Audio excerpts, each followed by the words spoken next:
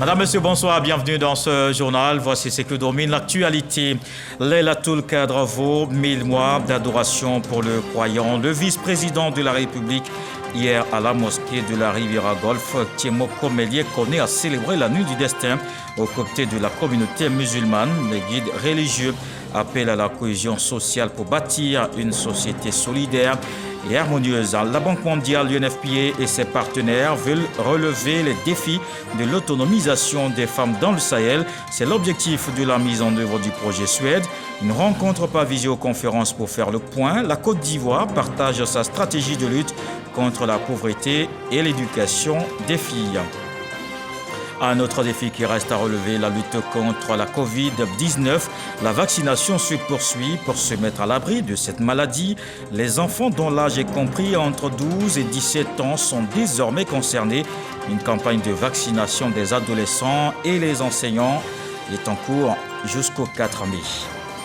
Et puis à suivre le dossier politique de ce journal, après sa réélection, Emmanuel Macron de nouveau sur le terrain pour les législatives, mais l'opposition est plus que jamais déterminée à priver le président français de la majorité au Parlement. Tous les partis s'organisent donc pour cette élection qui se tient dans moins de 2 mois. Les fidèles musulmans ont célébré hier Laylatul Qadr. La célébration officielle de la nuit du destin s'est déroulée à la grande mosquée de la Riviera Golf. La cérémonie marquée par la présence du vice-président de la République, Tiemoko Melie Kone. La célébration a mis un accent particulier sur la cohésion sociale, socle de tout développement. Le reportage d'Abdoulaye Kone.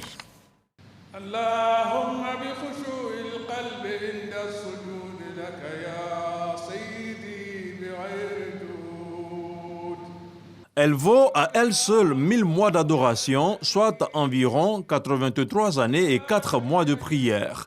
L'édition 2022 de Laylatul Qadr a réuni comme d'habitude plusieurs personnalités, dont le vice-président de la République, Tiemoko Melie Kone, dont c'était la première sortie officielle depuis sa nomination et sa prestation de serment le 20 avril dernier.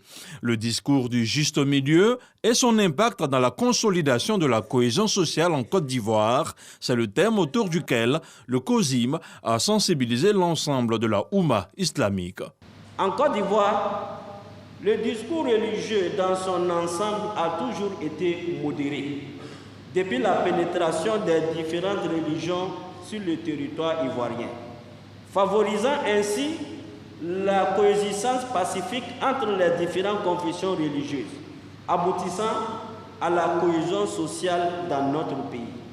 En effet, nous pouvons constater que même pendant les différentes crises qu'a connues notre pays, les discours religieux, notamment ceux des autorités musulmanes, ont largement contribué à apaiser les tensions et à éviter le pire pour notre pays. Et aujourd'hui, nous pouvons nous réjouir de la paix, la stabilité et le développement pour connaître notre pays. À bien des égards, le discours du juste milieu se présente aujourd'hui comme une alternative crédible au radicalisme et à l'intégrisme religieux. Qu'au regard de l'actualité, les imams se félicitent par ailleurs de l'atmosphère de calme et de compréhension courtoise dans laquelle vivent les Ivoiriens. C'est le lieu donc d'encourager toutes les populations à entretenir des relations fraternelles pour une cohésion dont elles doivent être les acteurs responsables et de bonne volonté.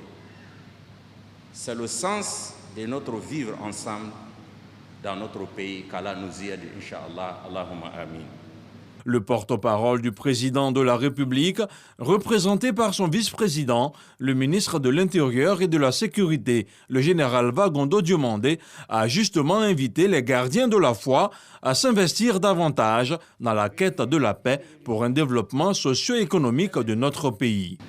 Cette remarquable représentation de Monsieur le Président de la République dénote de l'intérêt que son Excellence M. Alassane Ouattara a toujours porté aux faits religieux. En l'occurrence, cette nuit qui équivaut à elle seule 1000 mois d'adoration.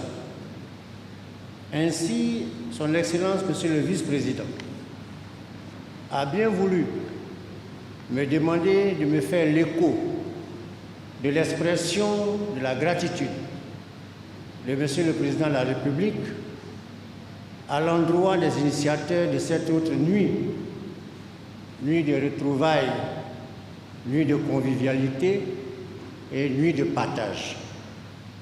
Mesdames et messieurs, il n'y aura jamais de moment inapproprié pour souligner l'importance des missions des hommes de Dieu pour le renforcement permanent de la cohésion sociale et de la paix dans notre beau pays. Leurs inlassables efforts de médiation ou d'assouplissement des relations sociales, leurs permanentes prières et intercessions sont en effet indispensables à la stabilité et donc au développement de la Côte d'Ivoire, préoccupation essentielle de Son Excellence, Monsieur le Président de la République. L'objectif de cette communication nocturne était d'amener les musulmans et les non-musulmans à intégrer la cohésion sociale, une nuit de haute spiritualité mise à profit pour des prières à la mémoire des défunts guides, les Cheikh Boakari Fofana et Mamadou Traoré. À noter qu'une contribution substantielle du chef de l'État a été rapportée au cours de la cérémonie, une cérémonie marquée par une lecture intégrale du Saint-Coran.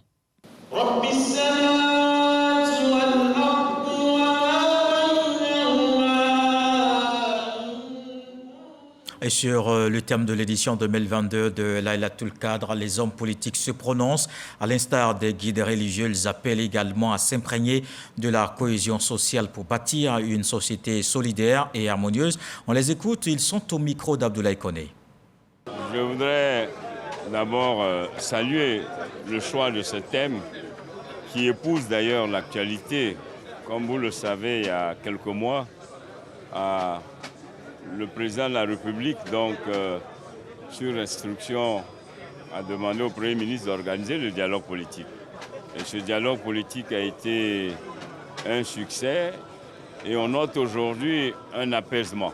On note donc un rapprochement plus soutenu entre les Ivoiriens. Les murs de méfiance sont en train de se briser.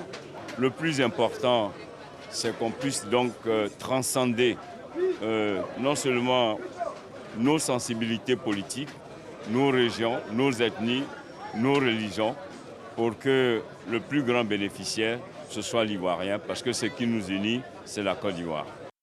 La question du discours du juste milieu et son impact sur la cohésion sociale nous ramène au bon ton, le ton juste, le discours de mesure, la fraternité dans l'expression, et tout ce que nous pouvons faire qui conduise donc à renforcer la cohésion.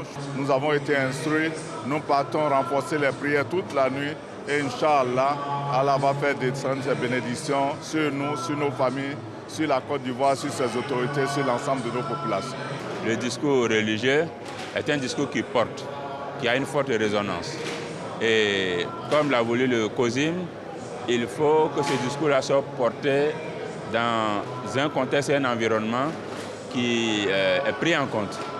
Et donc, tout acteur d'une parole aussi forte doit avoir à l'esprit la portée et l'impact de son message et faire en sorte que ce soit un message rassembleur, un message qui parle à tout le monde et qui parle aussi aux gens selon leur niveau de compréhension, de sorte que nous puissions éviter, n'est-ce pas, les actions qui sortent dans le cadre du rassemblement, de la spiritualité et de la paix dans notre pays. Nous avons vécu dans la cohésion jusqu'à présent, mais il faut renforcer cette cohésion-là.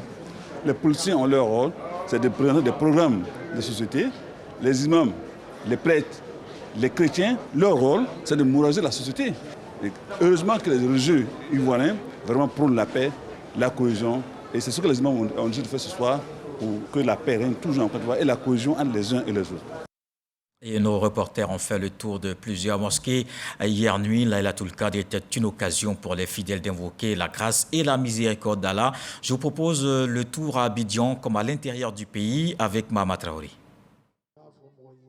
Atmosphère de spiritualité à la grande mosquée de Méagui. Des fidèles sont venus en masse pour tirer profit de la nuit du destin Une seule nuit, meilleure à 1000 mois d'adoration. À leur côté, les autorités préfectorales pour leur témoigner le soutien du gouvernement, une présence en parfaite corrélation avec le thème de la conférence prononcée par l'imam Ibrahim Sanogo, à savoir la cohésion et le vivre ensemble. À quelques encablures de là, un espace spécialement aménagé pour cette grande nuit d'adoration. Et les musulmans ne se sont pas fait prier pour y prendre part. Même engouement à Nipi 2, sous-préfecture d'Upoyo. Comme les années précédentes, la nuit du destin a été commémorée avec dévotion à Meyagui. Mosquée de la caserne d'Agma. C'est le site choisi par la communauté musulmane de la gendarmerie nationale pour la célébration de la nuit du destin. Lecture du Coran, invocation, bénédiction et conférences ont meublé cette nuit meilleure que 1000 nuits. Une opportunité pour les guides musulmans de transformer cette nuit de haute portée spirituelle en un moment d'interpellation et de prière. L'imam Abdul Kader a entretenu les fidèles sur l'importance de la religion dans la vie d'un homme. Le général de corps d'armée Alexandre Apalo Touré, commandant supérieur de la gendarmerie nationale, a exhorté la communauté musulmane de la gendarmerie nationale à prier pour la paix en Côte d'Ivoire. Les fidèles musulmans de la grande mosquée de Grand Bassam sont sortis nombreux pour faire des prières et des bénédictions à l'occasion de la nuit du destin. À quelques kilomètres de la grande mosquée, le constat est le même. Non loin de cette fondation, les musulmans de la mosquée Fatima Zahra font des prières pour la paix dans le pays. Toujours dans la commune de Grand Bassam, au quartier phare, imams et fidèles prient pour avoir les mérites cette nuit. La nuit du destin est célébrée chaque 27 nuits du mois de Ramadan. L'esplanade de la mosquée Tangara de Benogosso, occupée bien avant 22 heures par les fidèles musulmans, en cette nuit du destin dans la commune de Port-Boué, moment de prière, de bénédiction et de réjouissance pour les fidèles venus communier, mais surtout écouter le grand imam El Hadj Djiré qui a livré un sermon plein de sagesse. Pendant cette nuit, les croyants ont prié et invoqué Allah pour qu'il continue de les guider sur le droit chemin. Comme les années précédentes, les fidèles de Benogosso ont formulé des bénédictions pour que la paix, la quiétude sociale et la prospérité descendent sur l'humanité toute entière et la Côte d'Ivoire en particulier. Le Ramadan et la solidarité, le ministre d'État, ministre de la Défense, aux côtés de la communauté musulmane de la gendarmerie nationale, Téné Birahima Ouattara a participé à la rupture du jeûne avec l'escadron commando de Koumassi. Il exhorte l'ensemble des forces à la cohésion pour la paix et la stabilité, un moment de partage et de spiritualité dont nous parle Abou Sanogo. Moment de partage et de spiritualité entre le ministre d'État, ministre de la Défense Téné Birahima Ouattara et la gendarmerie nationale. Renforcer les liens de solidarité et de cohésion en ce mois de Ramadan, c'est le sens de la visite du ministre d'État, ministre de la Défense Téné Birahima Ouattara à l'escadron commando de Koumassi à l'occasion de la rupture de jeûne organisée par le commandement supérieur de la gendarmerie nationale. Monsieur le ministre d'État, au plan spirituel, vous nous montrez que nous devons avoir la crainte de Dieu, que nous devons aimer Dieu, parce que le travail que nous faisons est inspiré par Dieu, celui de défendre les populations, toutes tendances confondues. Le ministre d'État, ministre de la Défense Téné Birahima Ouattara, a exhorté l'ensemble des forces de défense et de sécurité à œuvrer pour la paix, la fraternité et l'entente. Je voudrais, au nom de son Excellence, Monsieur le Président de la République, chef suprême des armées, remercier nos imams et guides religieux pour les prières et bénédictions. Le mois de Ramadan tire allègrement vers la fin. Il est important pour nous de nous approprier définitivement les actes et vertus saints qui ont été les nôtres tout au long de cette période de pénitence et de réjouissance spirituelle, à savoir le partage, le pardon et le vivre ensemble. Ces instants de partage et de bénédiction ont rassemblé outre les musulmans de la gendarmerie nationale, ceux des forces de défense et de sécurité, dans une ambiance entretenue par des artistes, notamment Koro Abou et la chantre Alima.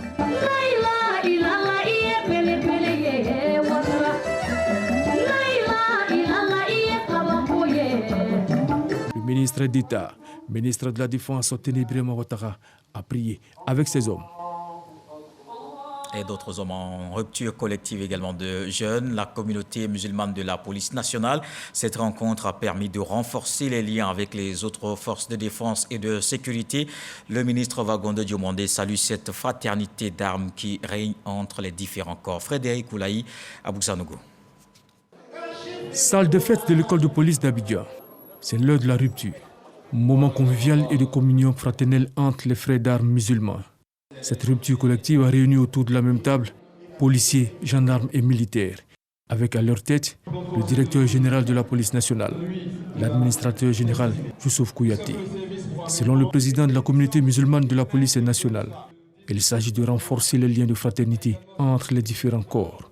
La présente cérémonie de rupture collective des jeunes s'inscrit donc dans cette dynamique de renforcement de la cohésion, de la solidarité, de la fraternité et de l'esprit de corps entre les fonctionnaires de police d'une part et d'autre part avec nos frères d'armes des autres corporations. C'est donc un moment de communion et de partage entre les différentes composantes des forces de défense et de sécurité de notre pays. Invité spécial de ce rendez-vous spirituel, le ministre de l'Intérieur et de la Sécurité, Vagondo Diomandé, qui s'est réjoui de l'esprit de fraternité qui règne entre ces différentes entités de défense et de sécurité.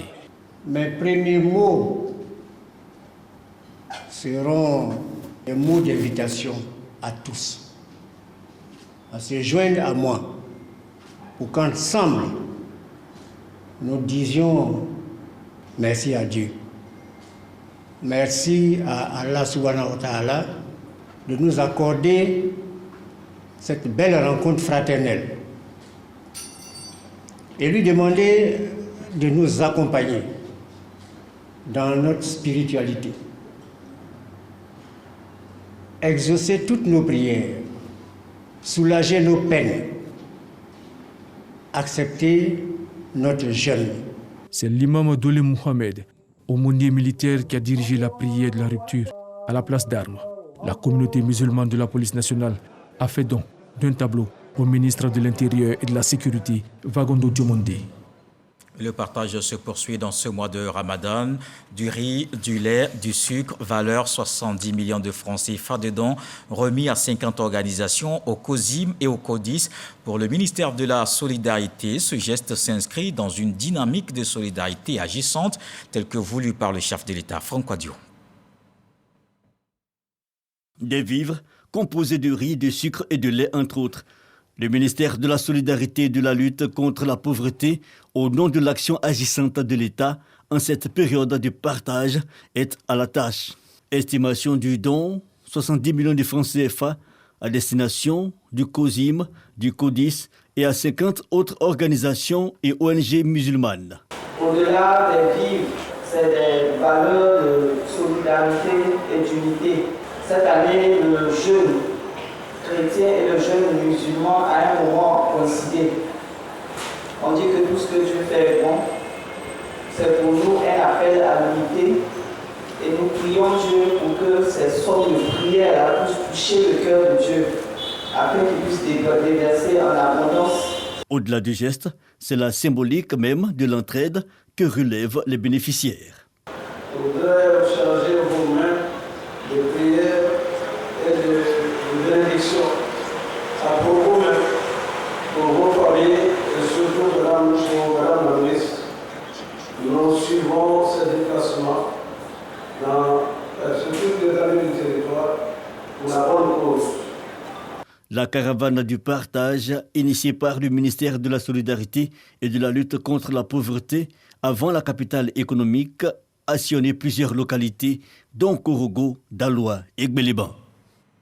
Le ministère de la Solidarité qui est aussi engagé dans la lutte contre la pauvreté. La ministre Miss Belmont Dogo a participé à une rencontre du projet Suède, autonomisation des femmes et dividendes démographiques au Sahel. La Banque mondiale, l'UNFPA et ses partenaires sont ensemble pour aider les femmes de cette partie du continent. La Côte d'Ivoire a partagé sa stratégie pour réussir l'éducation des filles et leur autonomisation. Khalil Diomandé, Jean-Marc Djadji.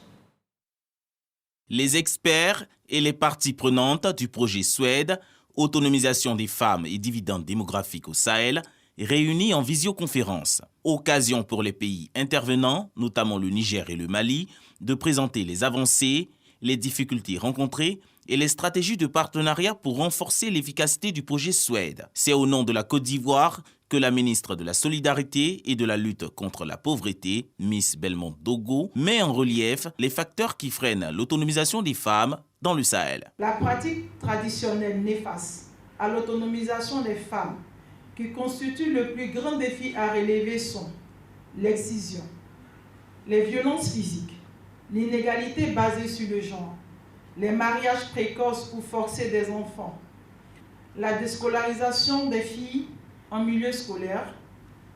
754 élèves, soit 23,61%, ont été victimes de violences basées sur le genre. Face à ces problématiques, Miss Belmondo Dogo propose des solutions afin de favoriser l'accès à l'éducation et lutter contre les violences basées sur le genre. Ces facteurs induisent, en termes de réponse, la nécessité d'une action inclusive, concertée et multisectorielle avec tous les acteurs clés, notamment les partenaires avec les acteurs de l'univers du droit, pour garantir un cadre d'action favorable à l'initiative du Suède. Il s'agit pour les juristes d'évaluer le cadre juridique national, de mobiliser les décideurs pour leur engagement dans les réformes juridiques relatives à l'autonomisation des femmes et des filles. Cette rencontre en ligne se déroule dans le cadre de la 55e session de la Commission sur la population et le développement CDP, initiée par les Nations Unies. Objectif, faire un état des lieux annuel de la santé sexuelle et des droits qui s'y rapportent. Le ministre de la Protection sociale sensibilise l'administration douanière. Adama Camara a présenté les avantages de la retraite complémentaire par capitalisation, un nouveau régime qui rentre bientôt en vigueur. Les agents des douanes adhèrent à ce projet qui permet de bonifier la situation sociale des travailleurs dès la cessation d'activité. Lansine Bakayoko.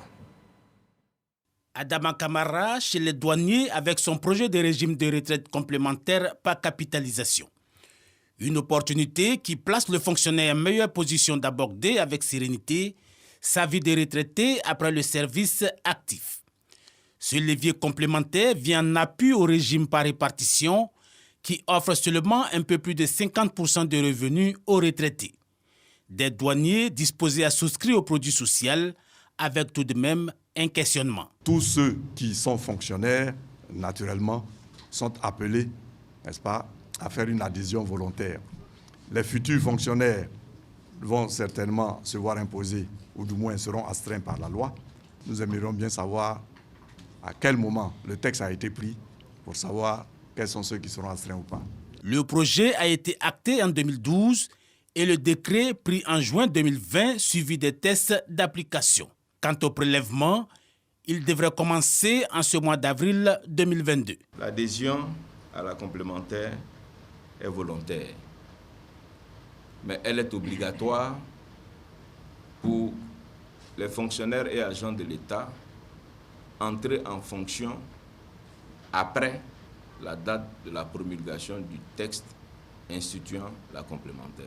Avec un taux minimum de cotisation de 5%, le fonctionnaire, s'il le désire, pourra atteindre un taux de remplacement de son salaire d'activité de 80%, voire 90% ou même plus, en fonction de son effort contributif. Ce qui améliore son revenu et offre un meilleur équilibre financier, vu que ce ne sont plus les actifs qui cotisent pour les retraités, mais plutôt le fonctionnaire en activité qui finance lui-même sa propre retraite. En améliorant les revenus, on améliore la possibilité pour eux de consommer et donc, in fine, de faire gagner de la TVA à l'État et donc de renforcer le jeu économique.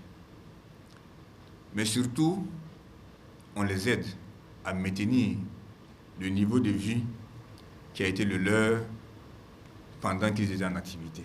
Le régime de retraite complémentaire garantit une certaine flexibilité parce qu'il laisse la possibilité aux fonctionnaires d'aller au-delà des 5% minimum de cotisation.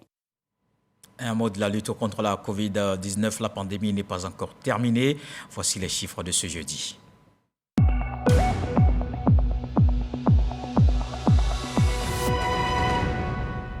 Et ce jeudi, on enregistre 7 nouveaux cas de Covid-19, 3 guéris et 0 décès. À la date du 28 avril 2022, la Côte d'Ivoire compte donc 81 920 cas confirmés, 81 090 personnes guéries, 799 décès, 222 cas actifs. Au total, 12 309 942 doses de vaccins administrées contre la Covid-19.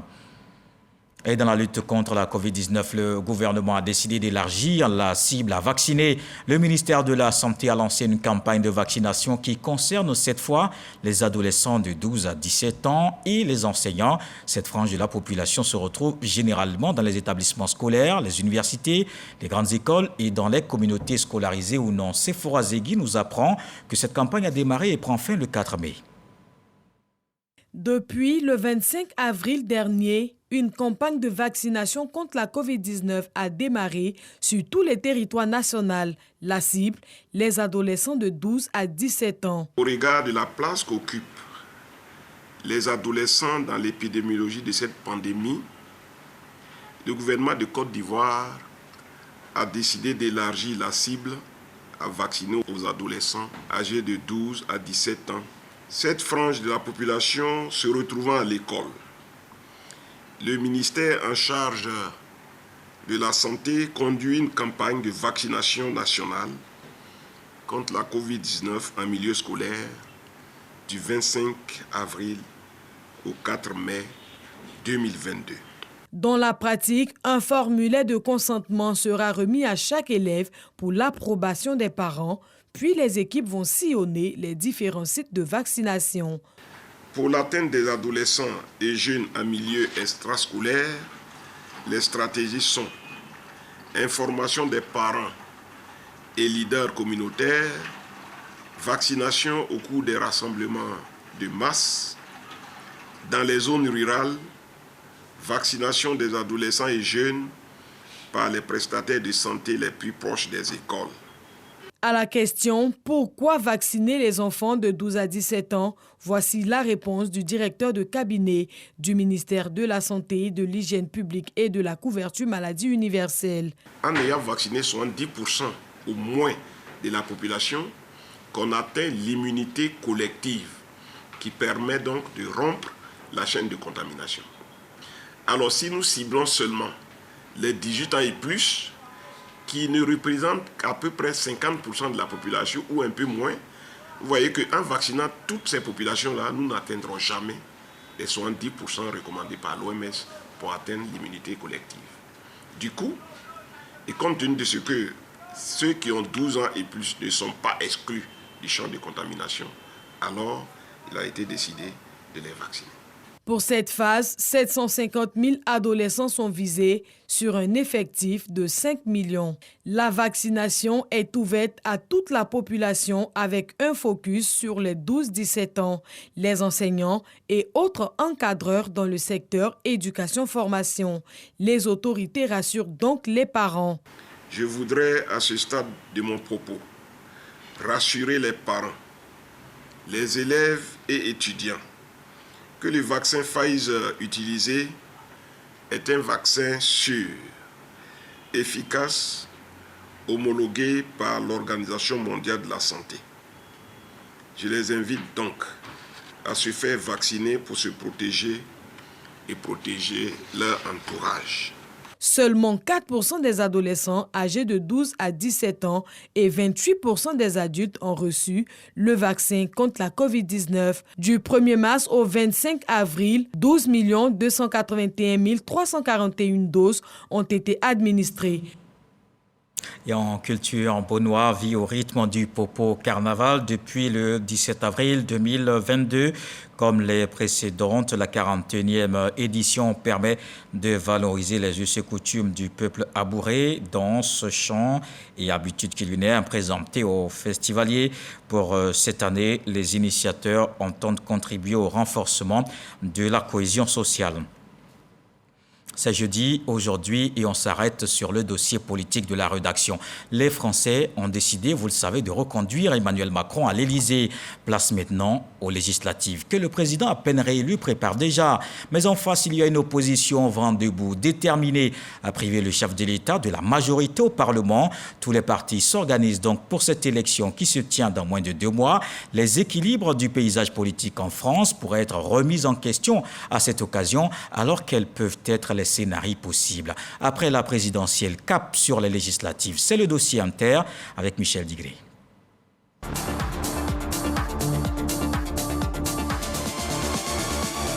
Le Conseil constitutionnel a arrêté les résultats définitifs qui sont les suivants. Mercredi 27 avril, le président du Conseil constitutionnel de France proclame les résultats de la présidentielle. M. Emmanuel Macron a obtenu 18 768 639 voix, soit 58,55% des suffrages exprimés.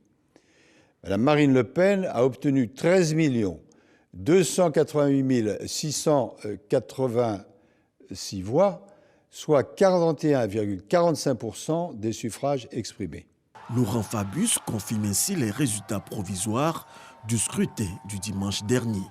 Une victoire certes d'Emmanuel Macron, mais la joie est mitigée par un score inédit de l'extrême droite. Je sais aussi que nombre de nos compatriotes ont voté ce jour pour moi, non pour soutenir les idées que je porte, mais pour faire barrage à celles de l'extrême droite, à ceux qui ont voté pour Madame Le Pen, dont je sais la déception ce soir.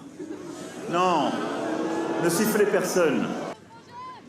Dès à présent, je ne suis plus le candidat d'un camp, mais le président de toutes et tous. Marine Le Pen ne s'avoue pas vaincue.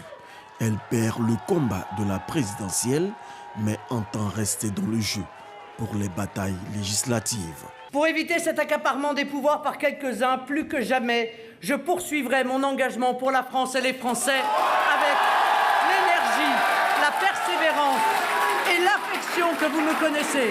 Par conséquent, nous lançons ce soir la grande bataille électorale des législatives.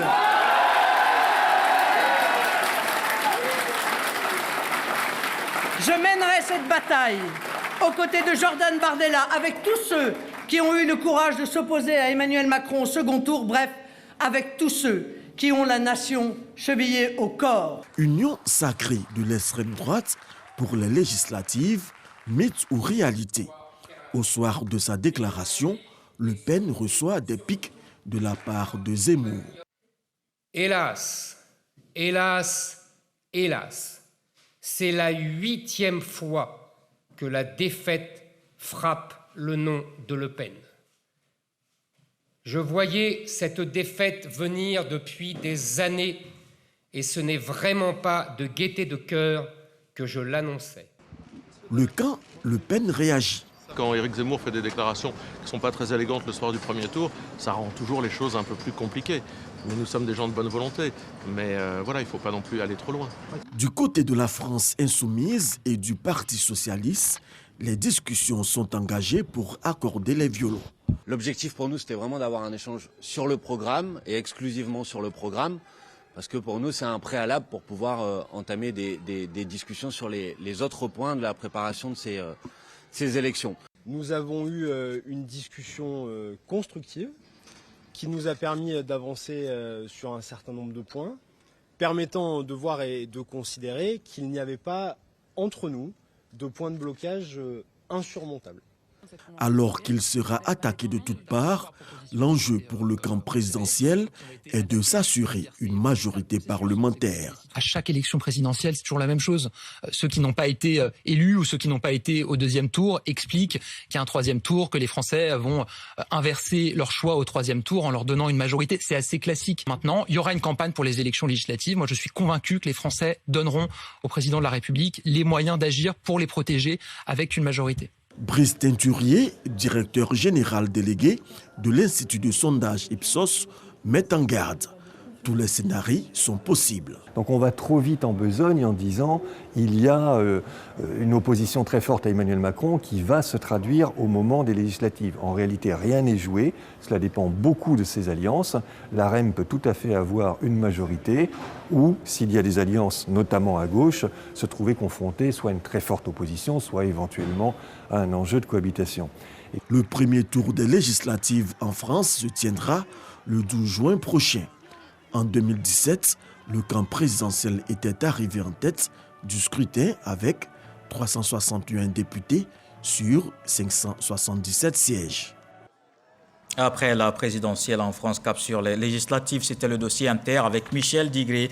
Voilà qui m'interme à ce journal. Merci de l'avoir suivi. L'actualité se poursuit à 23h. Ce soir, le sage nous apprend que sans connaître comment marche la poule, on ne peut imiter la démarche de la pèlerie. Dieu le voulant, on se retrouve demain.